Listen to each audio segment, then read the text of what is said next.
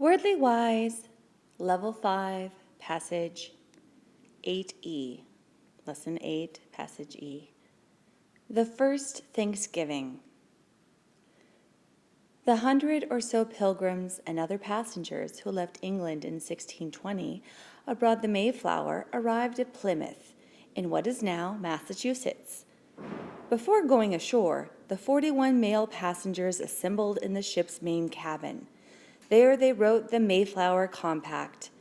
Under this agreement, everyone, pilgrims and non-pilgrims alike, would be governed by the same laws. All those present pledged to observe the compact. The pilgrims had come ashore at the end of December. They had to work fast to prepare for winter. Their first task was to build shelter to keep themselves safe from animals and bad weather. Soon the sound of axes rang out as trees were chopped down and hewed into logs. Next, the Mayflower's cargo had to be unloaded.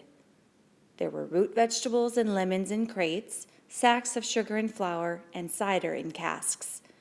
Also on board were slabs of salt pork and beef and seeds for planting in the spring. There were small items of furniture and chests packed with blankets, linens, and clothes. There were family Bibles and tools of all kinds.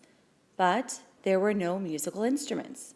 The pilgrims considered music and dancing to be frivolous. That first winter was a grim one.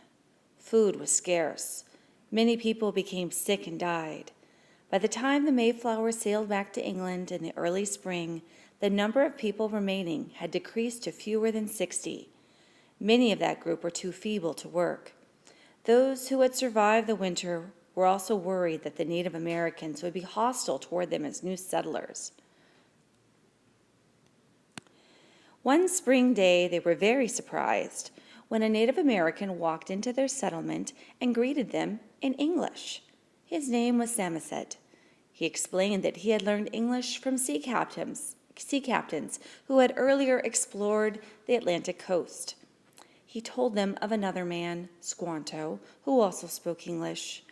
A week or so later, he returned with Squanto and 60 Wampanoags who lived nearby. The colonists were glad that their visitors were friendly. With their food almost gone, their situation was desperate. Because of the help of these native people, the colonists quickly learned which berries and other fruits were edible.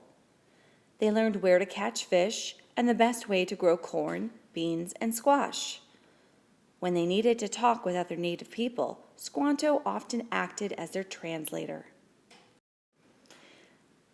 Later, in 1621, after the first harvest, the colonists held a banquet and invited Massasoit, the leader of the Wampanoags, to bring his people to celebrate with them. This was the first Thanksgiving. It lasted 3 days. The worst was now over for the colonists. When the Mayflower returned in 1622, it brought more people to join the colony. It also carried precious supplies. More ships arrived in the following years. The Plymouth colony grew in size and began to prosper. Its future was no longer in doubt.